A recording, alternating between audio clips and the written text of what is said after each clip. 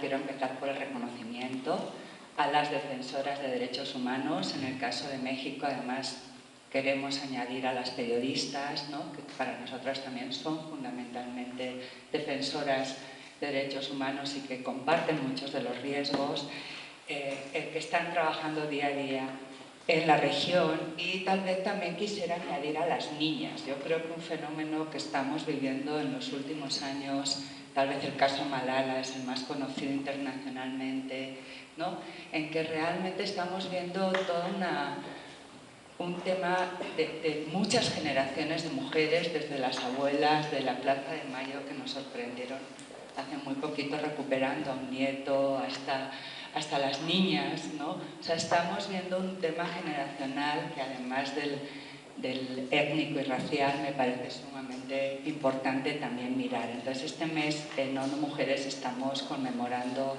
en Beijing, estamos dándole particular atención a la esfera de la niña, y quería traer también la visión de las niñas a esta conversación. Y déjenme comentarles, porque creo que es como interesante también para el conversatorio. ONU Mujeres surge en el año 2010, se hace una revisión de cuánto habíamos avanzado en el cumplimiento de CEDAW, de Beijing, de todos estos marcos internacionales, unos vinculantes, otros políticos. Y definitivamente la conclusión es, bueno, por supuesto hemos avanzado muchísimo. Tal vez uno de los principales avances en el siglo XX fue la formalización, ¿no?, el reconocimiento de la igualdad como principio en casi todas las constituciones de los países, desde luego en todos los mesoamericanos. Hay, sin duda, grandes avances, pero estamos muy lejos del acceso a una vida libre de violencia, de la igualdad y de la no discriminación, ¿no? Entonces necesitamos acelerar el ritmo. Y sin duda, pues las defensoras y defensores de derechos humanos han sido claves para acelerar el ritmo. ONU Mujeres se considera una institución defensora de derechos humanos de las mujeres a nivel global, y nuestro objetivo es justamente cómo le hacemos para que ese cambio que ya está ocurriendo, y las sociedades latinoamericanas desde luego lo están propiciando, sea mucho más rápido, ¿no? Entonces, ¿cómo le hacemos? Ese sería para que todos estos marcos que ya tenemos, o sea, para nosotras la Carta Magna es la CEDAW, ¿no?, que es la Convención para prevenir, sancionar, para eliminar toda forma de discriminación contra las mujeres. 188 países ya lo han hecho, todos los de Mesoamérica. Estamos trabajando para que también se haga con el protocolo optativo, no todos en este caso. Tenemos la Convención de Belén do Pará, que en este año cumple 20 años además. Tenemos cada vez más la resolución que ya se ha mencionado del 2013, fundamental, histórica, no perfecta, ustedes varias estuvieron allí peleándola, pero definitivamente emblemática, unido a los informes que el propio sistema interamericano ya ha hecho, ¿no? Entonces, ¿cómo le hacemos para que todo este marco internacional vaya y se exprese en la realidad, y sobre todo en la realidad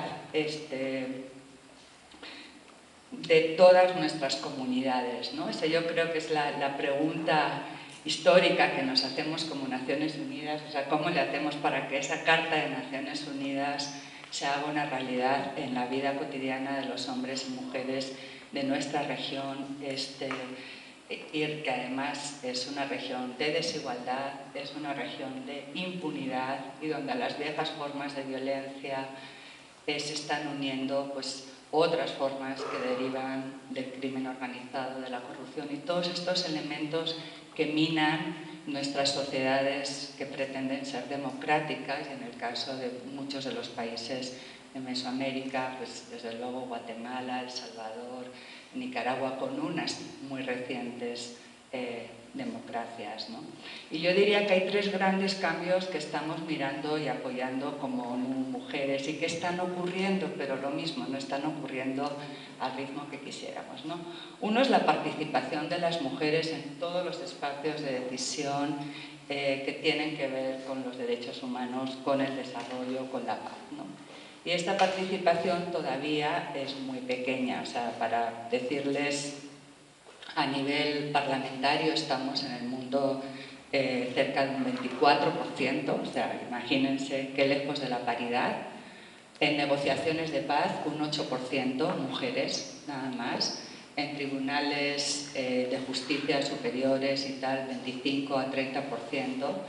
Y en las ONGs, por ejemplo, en las organizaciones de derechos humanos, ha avanzado mucho, pero hagan un análisis de las juntas directivas, ¿no? de los mecanismos directivos de las organizaciones más fuertes de derechos humanos de la región, y van a ver que todavía hay un camino que tenemos que recorrer juntas para que eso acabe. Entonces, primero es participación de las mujeres defensoras de derechos humanos, y cuando hablo de defensoras me gusta mirarlo en un sentido bastante amplio, no solo las defensoras que trabajan en la sociedad civil, sino en general las defensoras también que trabajan en los sistemas formales de justicia en las Naciones Unidas, etcétera, ¿no? Que obviamente cuando miramos que también en muchos casos sufren hostigamiento, sufren discriminación, y pues, seguramente tienen muchos ejemplos. El segundo tema, que yo creo que en este caso sí lo veo un cambio muy rápido en América Latina en los últimos 20 años, es que los derechos humanos de las mujeres, la igualdad de género y el principio de no discriminación no se consideren un tema marginal de derechos humanos, sino que entren en la corriente principal de los derechos humanos, ¿no? Y que no se consideren un asunto de mujeres, ¿no? Entonces, no, la defensa de los derechos de las mujeres es un tema, no, esto es un tema fundamental de derechos humanos, igual que los derechos civiles o los derechos políticos, tal. Entonces, eso está ocurriendo. Algunas organizaciones se resisten más que otras, pero poco a poco está dándose ese cambio, ¿no? Lo tercero es lo que comentaba Rosa del enfoque de género. Es decir, tenemos que mirar con lentes de género toda la teoría y la práctica de los derechos humanos. Yo creo que la oficina de la alta comisionada ha sido fundamental, y específicamente en la última gestión de la señora Navi Pillay ha habido una gran interpelación desde los comités, desde la creación de relatorías, desde la creación de mecanismos en Naciones Unidas, a que todo nuestro proceder tiene que ser analizado con un enfoque de género, con un enfoque estructural de desigualdad, donde definitivamente también tenemos que añadir el enfoque de edad, el enfoque de etnia, de raza, en nuestra región de condición de migración. Yo creo que no podemos pensar la defensa de derechos humanos en Mesoamérica si no tocamos el tema migratorio como fundamental, etc. Entonces, estos tres cambios están ya como ocurriendo. Las 7 ideas que yo les quiero dejar para la conversación, de qué medidas, de qué retos. Bueno, la primera, que ya lo marca la propia CEDAW, y lo marca Beijing, es necesitamos estadísticas. Cuando yo leí el informe de Haas, y eso lo hemos conversado mucho con Marusia, con Cristina, o sea, no tenemos más que aproximaciones muy parciales a qué está ocurriendo. O sea, necesitamos muchos mejores sistemas estadísticos de datos para saber cómo están, dónde están, quiénes son las defensoras de derechos humanos, y necesitamos políticas públicas. Ha habido avances, ya se ha señalado un poco en México, pero todavía, y en algunos países de la región, pero falta mucho para que los mecanismos de protección realmente tengan este enfoque de género. Y por supuesto faltan presupuestos. Y cuando hablo de presupuestos, hablo también de presupuestos públicos que subsidien, que financien a las organizaciones de defensa de derechos humanos. Yo creo que ahí, pues cuando uno ve México, hay ciertos avances, pero no suficientes, pero cuando uno mira Honduras, por ejemplo, o mira El Salvador, pues la situación económica, sobre todo tengo que decir, porque además pues muchos países nórdicos se están retirando de Mesoamérica, eso lo hablamos también. Entonces el tema financiero no es menor.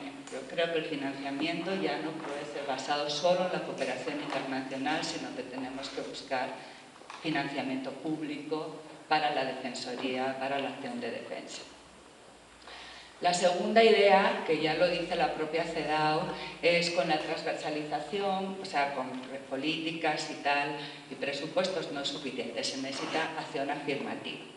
Medidas de acción afirmativa, que sean medidas específicas que que respondan a las necesidades específicas que tienen las defensoras y desde luego a las necesidades financieras. Yo ahí pongo mucho énfasis porque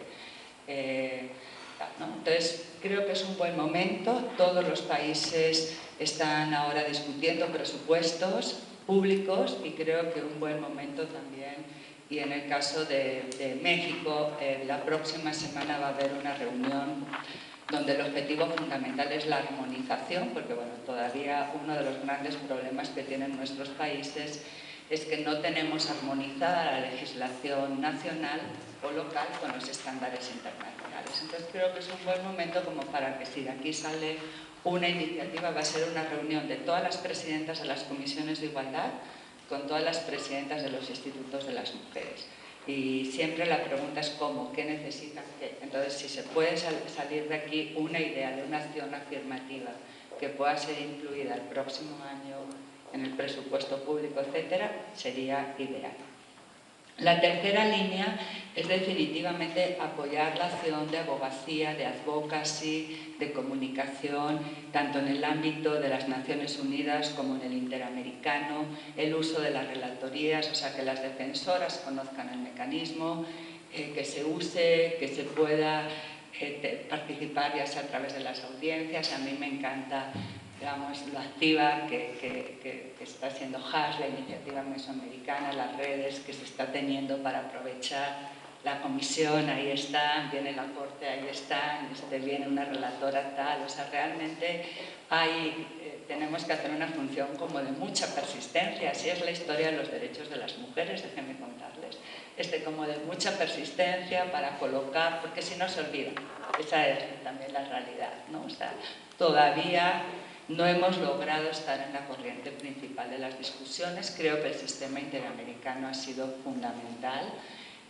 Ahora ya tenemos una convención hermana, que es la Convención de Estambul en Europa. Entonces, creo que eso puede mover la situación, ¿no?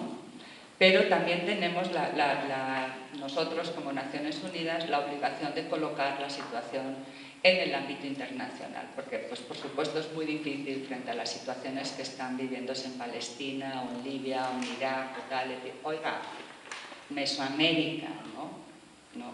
Entonces también, que además Mesoamérica, que no habla inglés, Mesoamérica, que es mucho más complicado, o sea, cómo logramos, y esta yo creo que desde luego en Naciones Unidas y trabajamos pues muy de la mano con la Oficina de la Alta Comisionada para hacer que la situación específica, ¿no?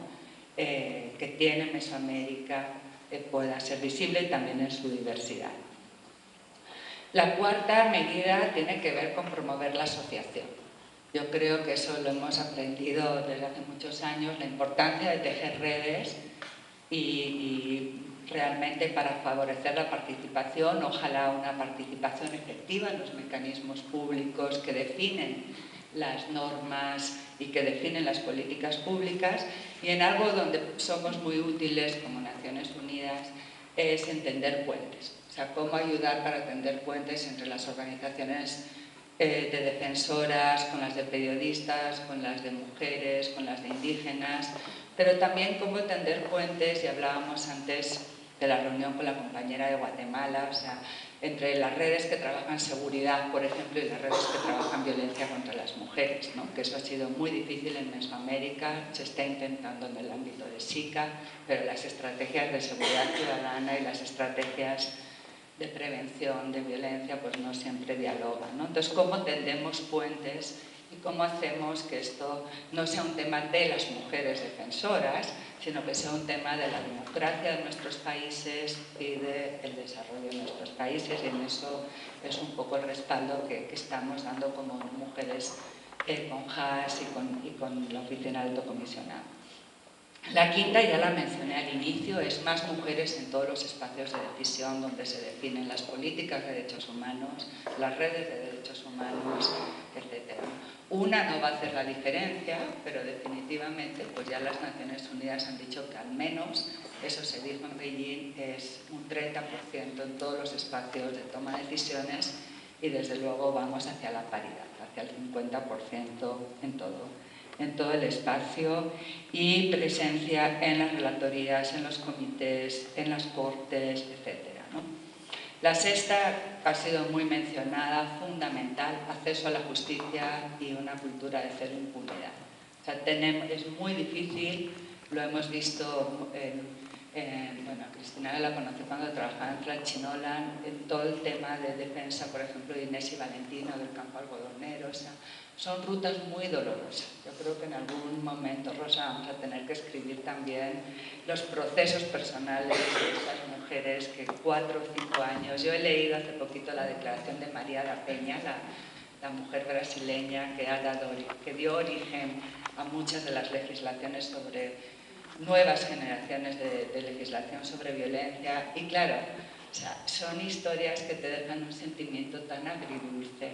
Dices, no puede ser, ¿no? O sea, tantos años, tan valientes, tan apoyadas, por supuesto, y todo, pero no. Entonces, el tema de acceso a la justicia es fundamental. Y por último, no nos olvidemos de los factores estructurales. O sea, hay una primera línea de defensa que es necesitamos que haya medidas de protección, medidas, sistemas que funcionen, políticas, acciones, pero no nos olvidemos de los factores estructurales, y quiero señalar 3, que comparten defensoras con mujeres en general. Uno es la autonomía económica. Muchas de nuestras defensoras de derechos humanos están en pobreza, están sin ninguna autonomía económica. Me parece que sí es muy importante activar la autonomía personal, la autonomía económica de las mujeres, los activos y tal, de las defensoras de derechos humanos, y eso pasa también por una revisión de los sueldos y salarios de las organizaciones donde trabajamos, que bueno, yo como trabajo 10 años en sociedad civil, ese es el típico tema que siempre se quiere poner debajo de la mesa, sobre todo en situaciones de crisis económica de la cooperación internacional, pero me parece que hay que hablar. El segundo tema es el tiempo, y me dio mucho gusto ver que en el informe, en el primerito que hizo Haas, fue un tema que se revisó, que se hizo en las entrevistas.